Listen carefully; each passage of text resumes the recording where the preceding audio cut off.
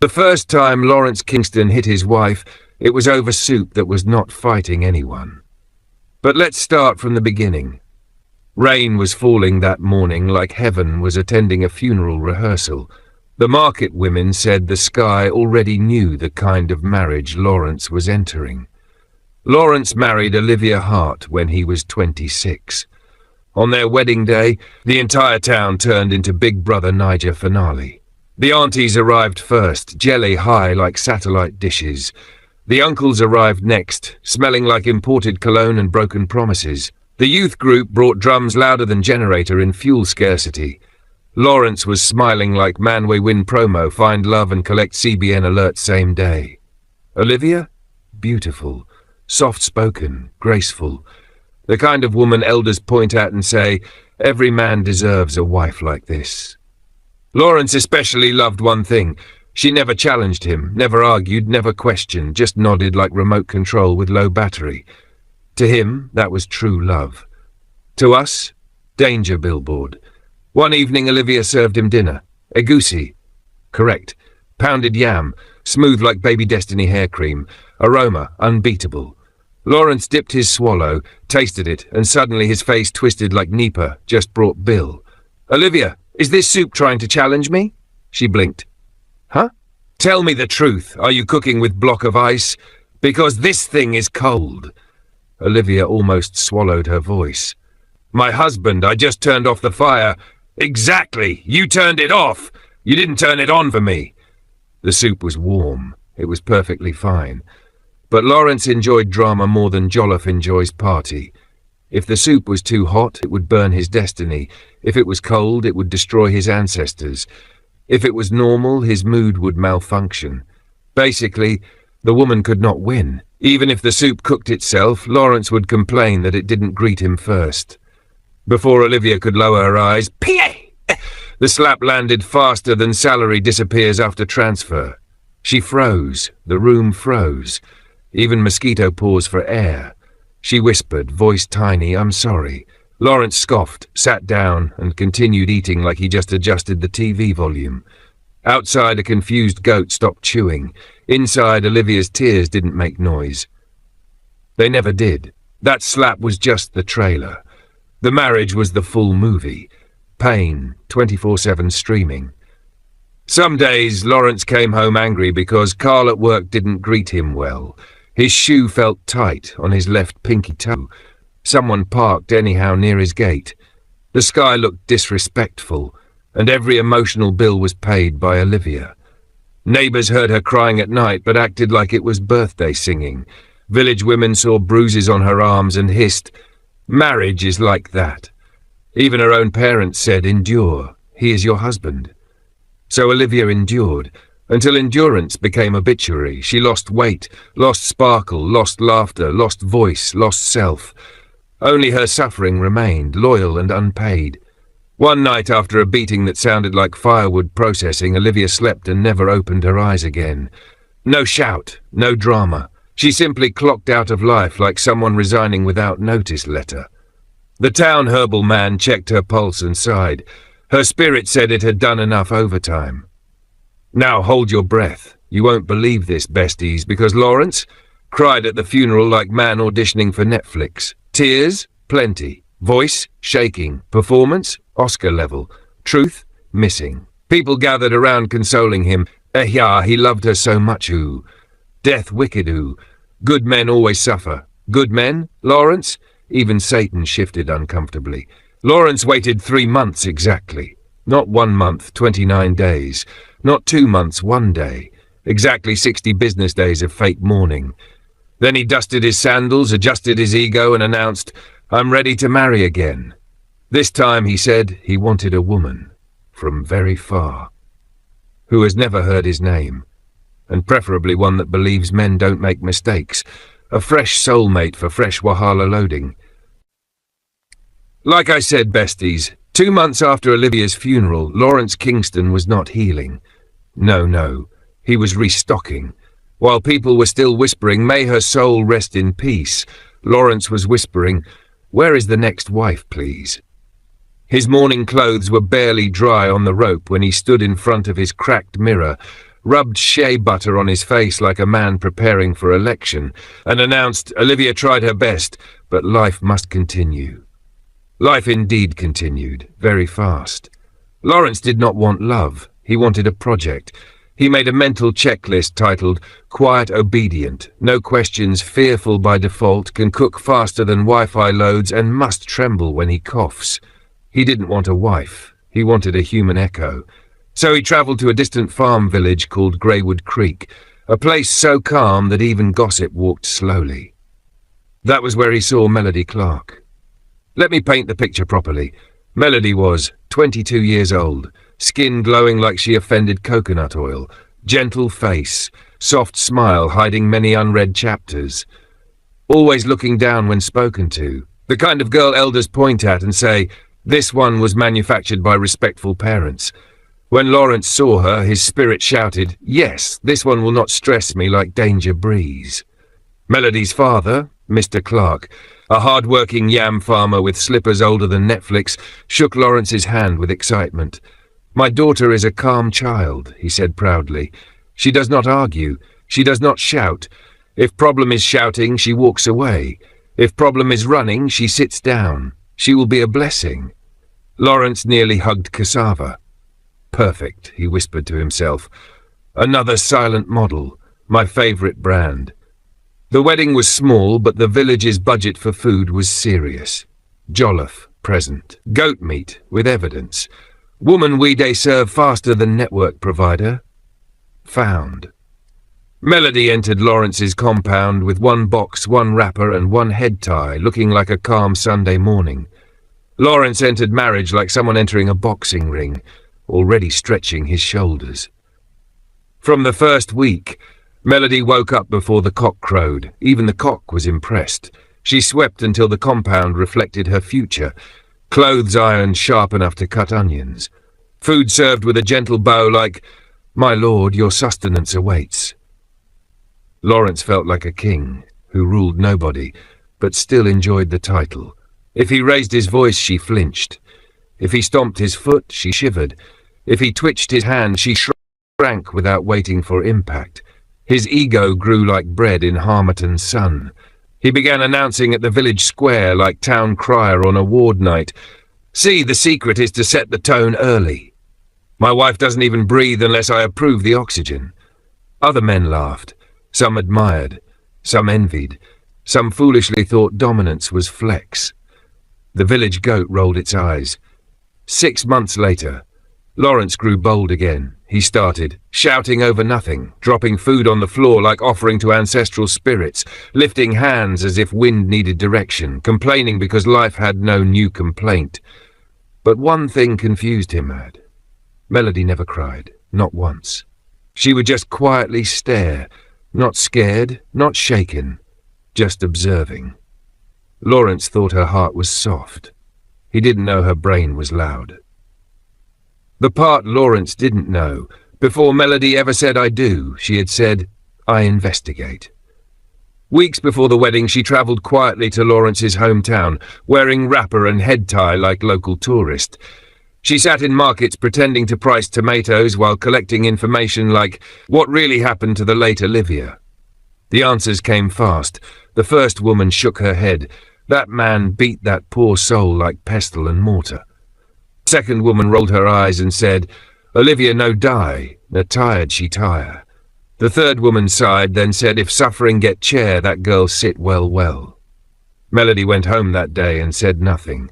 Not because she was scared, but because she was calculating. Refuse the marriage? No. Expose him early? No. Fight him loudly? No. Instead, she whispered to herself, I will marry this man and enroll him in the school of consequences. What Lawrence thought was weakness was research. Her silence, data collection. Her obedience, undercover disguise. Her fear, costume. Her flinching, acting rehearsals. She memorized his triggers, his pride, his routine, his temper schedule, his weakness hidden behind ego. She wasn't enduring, she was preparing. Like a student who smiles in class, but already knows the exam answers. And while Lawrence thought he had married another quiet victim, fate was watching and saying, Relax, sir. The syllabus is about to turn.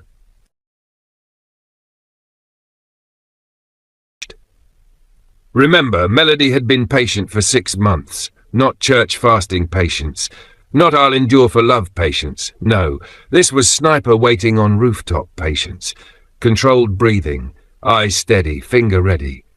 From the outside, she looked like the model of submissive peace, soft voice, gentle steps, eyes lowered like she was born with humility installed. If obedience was a course, she would have graduated with first class and a handshake from the Vice-Chancellor. Lawrence Kingston, CEO of Male Aggression, was convinced he had finally secured a wife that came with 0 drama subscription. He strutted around the neighborhood like a man whose remote batteries never die. To him, Melody was proof that the universe respected him. What he didn't realize was this: Melody was not obeying him. She was studying him, his schedule, his pride, his weaknesses. His ego size, large, his common sense size, loading slowly, and when she was finally done taking notes, the day of practical exam arrived. Tuesday entered the chat with wicked intentions. The sun came out that morning doing film trick. Calm yellow glow, birds singing, wind behaving like extra in romantic series. But inside the Kingston house, fate was brewing. Lawrence woke up like a man with ancestral confidence. He cracked his knuckles and marched into the kitchen, ready to collect his daily entitlement, breakfast made with fear and silent suffering.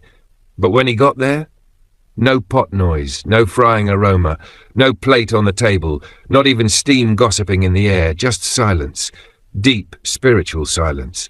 He opened pot 1, empty like budget after Christmas, pot 2, clean, dry, disrespectful, pot 3, mocking him with nothingness. His eye twitched, his soul itched.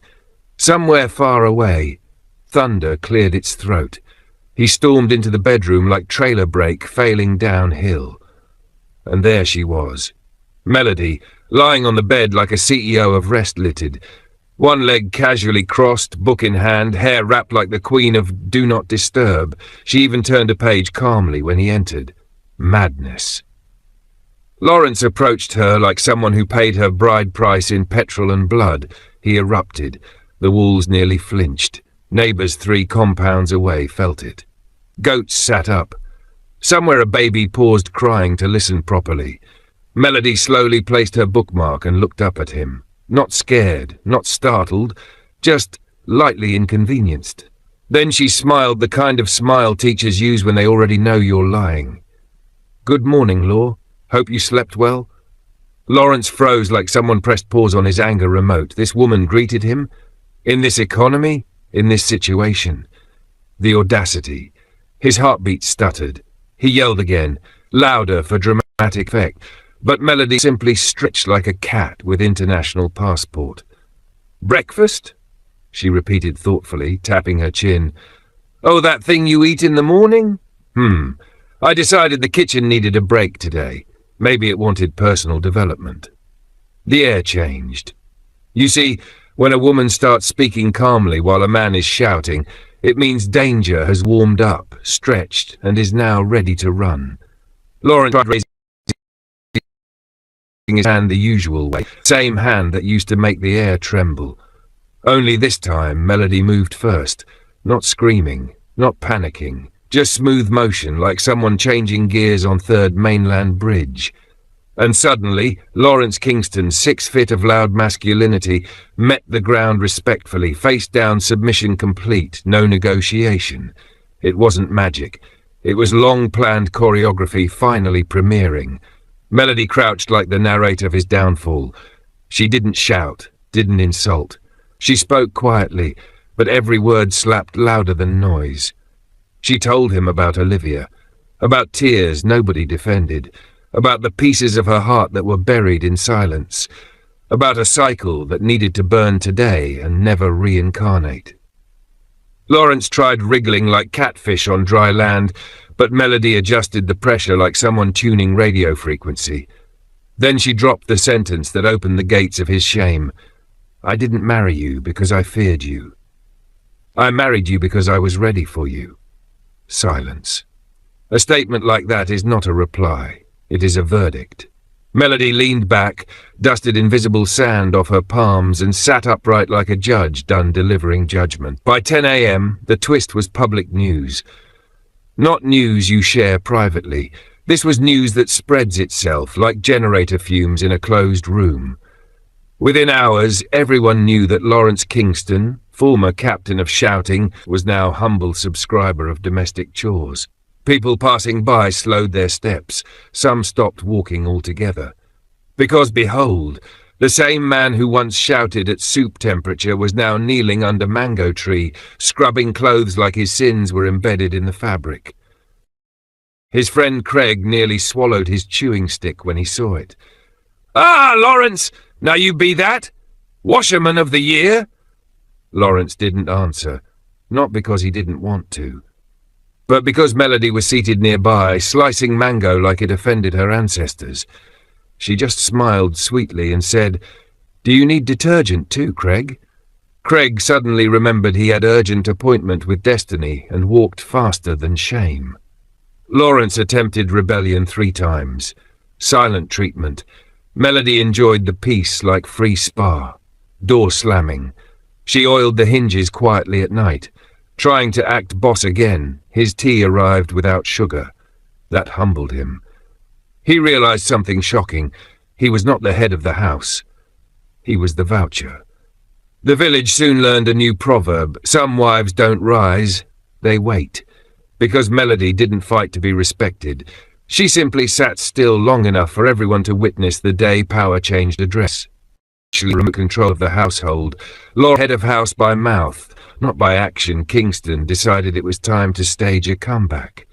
His friends had hyped him up at the Palm Wine joint the night before. "Guy, you dey disgrace Menno," one said. "Is your wife your landlord?" another asked. "You don't turn houseboy pro max," the third laughed. By the time Lawrence stumbled home, his ego was already wearing boxing gloves. The next morning, the sun wasn't even fully awake when Lawrence stepped out with a mission. Today, he would reclaim authority. He pointed at the water bucket like a general addressing war troops. "I will not fetch water today," he announced boldly. "I am a man. Men do not carry buckets like village borehole attendant." Melody, sitting on her veranda with her cup of tea, didn't even raise her voice. "Oh, you are a man today?" She smiled sweetly, the kind of smile that warned of danger loading at 99%. "Is it the same man who terrorized a woman for 7 years? The same man whose hands silenced Olivia forever? That kind of man?" The air became thick. Even the lizards on the wall froze mid-push-up. Lawrence tried to speak. His mouth opened and closed repeatedly, like someone trying to debate with network lag. Melody tapped the empty bucket gently. "Carry the water, Lawrence. Or should I send announcement to the village square after lunch?" Lawrence carried the bucket. No drama. No delay. No more English. Because some threats don't shout, they whisper. A week later, his courage returned briefly, like generator after 2 hours break. He screamed, "Who do you think you are?" and raised his hand. Big mistake. Huge. Historic. Melody didn't flinch. She didn't scream. She didn't negotiate. She simply grabbed the closest broom and activated Protect Women 3000 Pro mode. Then she began pursuit. "Lawrence, come back here and finish what you started." The man that once beat the compound drum with his wife's tears was now sprinting around the house like Juju was chasing him. Whack!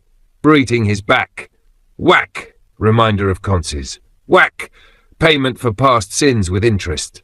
"Jesus, take the wheel," he screamed. Melody corrected him with another strike.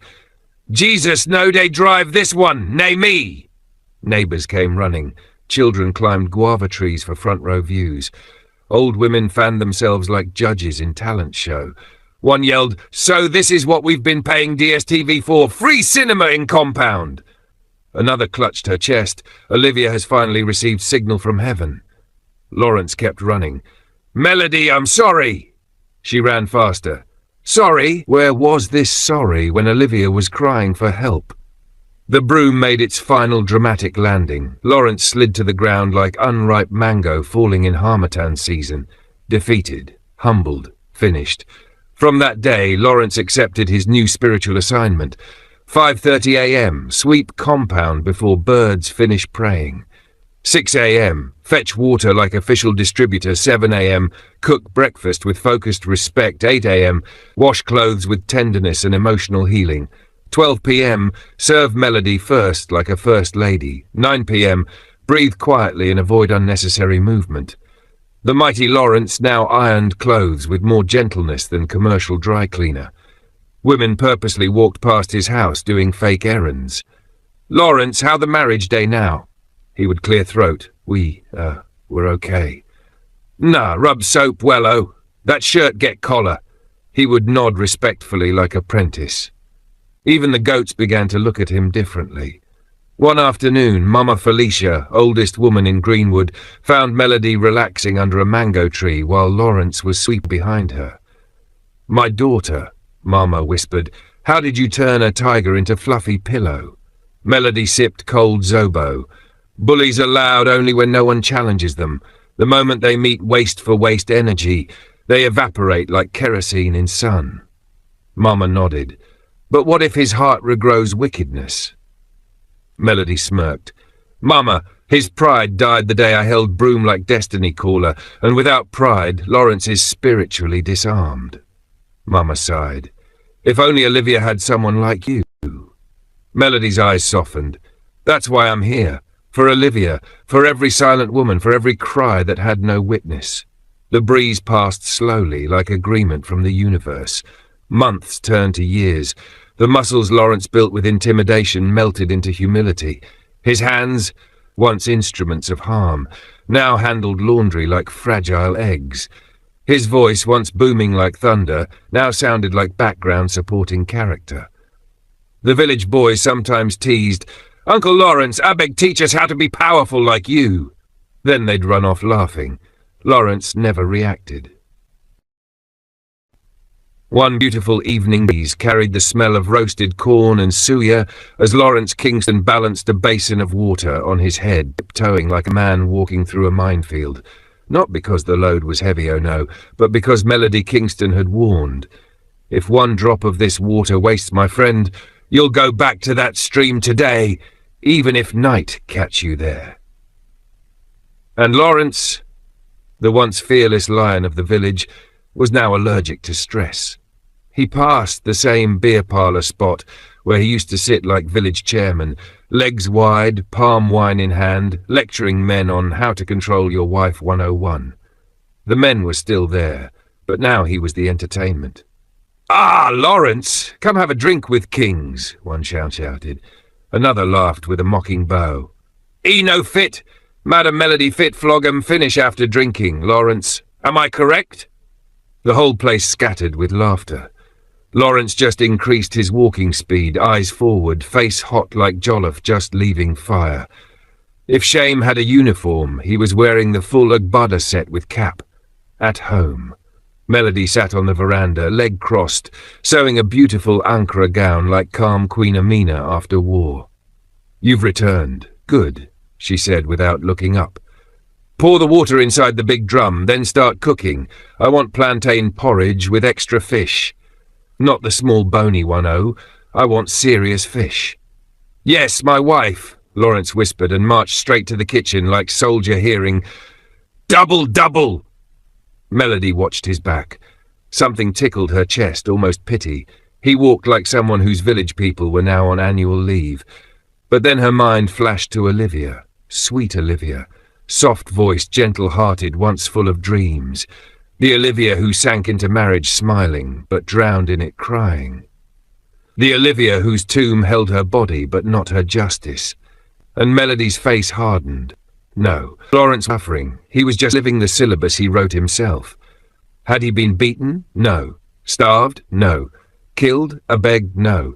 He was simply doing chores, like the same chores he once claimed were female punishment. Only difference, Melody added dignity and removed violence.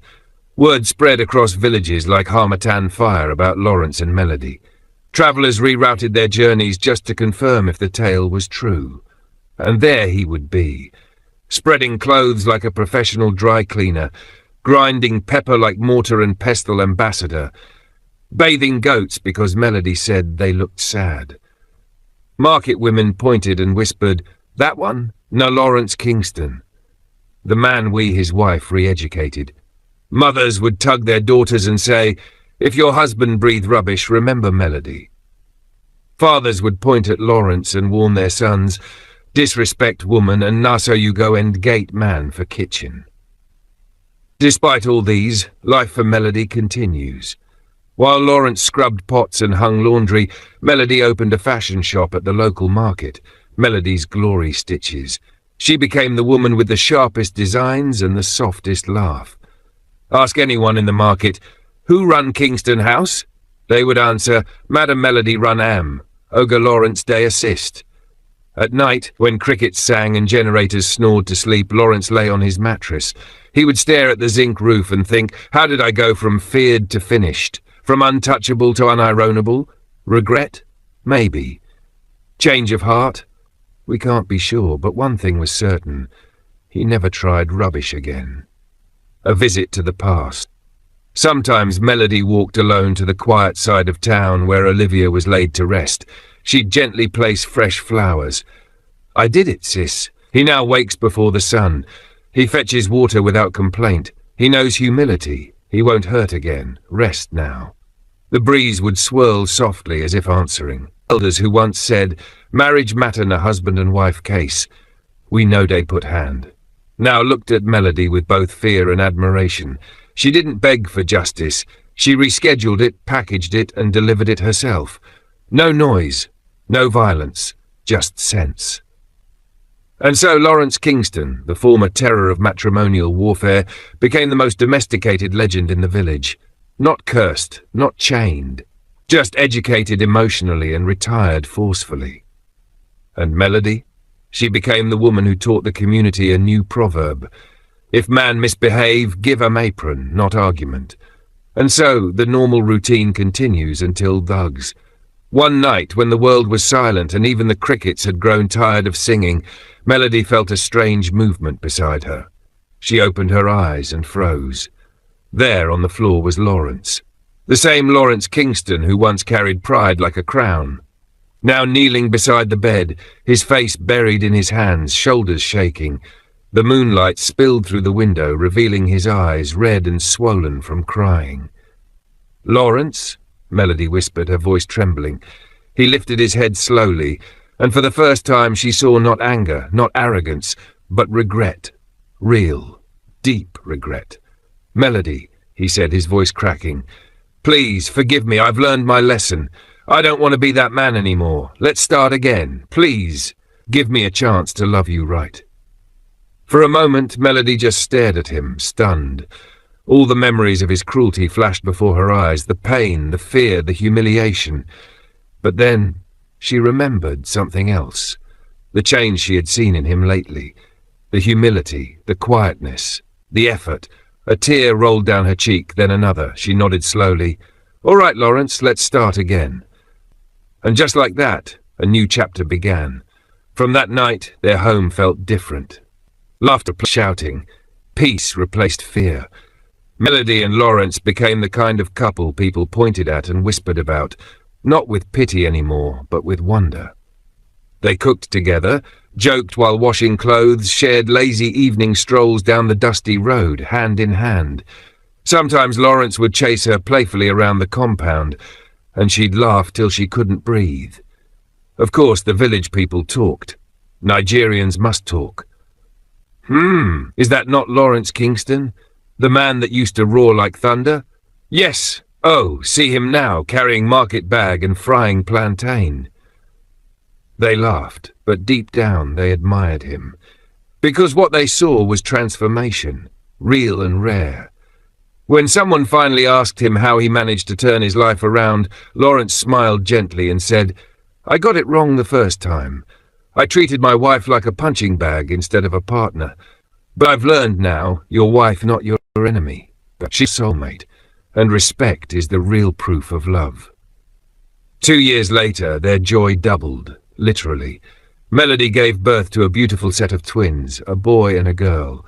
Their laughter filled the once quiet home. Their tiny feet became the rhythm of a new beginning. And just like that, the story of Melody and Lawrence Kingston became a living testimony that even the hardest heart can change, when love, patience, and karma join hands to teach the final lesson. Their love story didn't just survive, it blossomed. Hello, my lovely besties. Aha, today's story's sweet and choke at the same time, right? From tears to laughter, from broom chase to true love. Who would have thought Lawrence, the village lion, would end up a humble husband, cooking beans and carrying baby bag? Moral lesson. Besties, this story reminds us that change is possible, even for the hardest heart, if they are willing to learn. Respect is not weakness, it's strength in disguise. Marriage is not a battlefield, it's a partnership. When pride dies, peace enters. And above all, true love is not proven by words but by transformation. No one is too broken to learn, and no relationship is too damaged to heal, if both hearts are ready to rebuild. Now tell me, besties, if you were Melody, would you forgive Lawrence after everything he did? Or would you walk away? Drop your thoughts in the comments. I want to read them all. Don't forget to like this video if you enjoyed it, subscribe and turn on notifications so you don't miss our next jaw-dropping story. And please share this story with someone who believes people can't change. Let them see what love and wisdom can do. I love you, my besties. Stay strong, stay wise, and always remember, love with sense, not with tears. See you in the next story.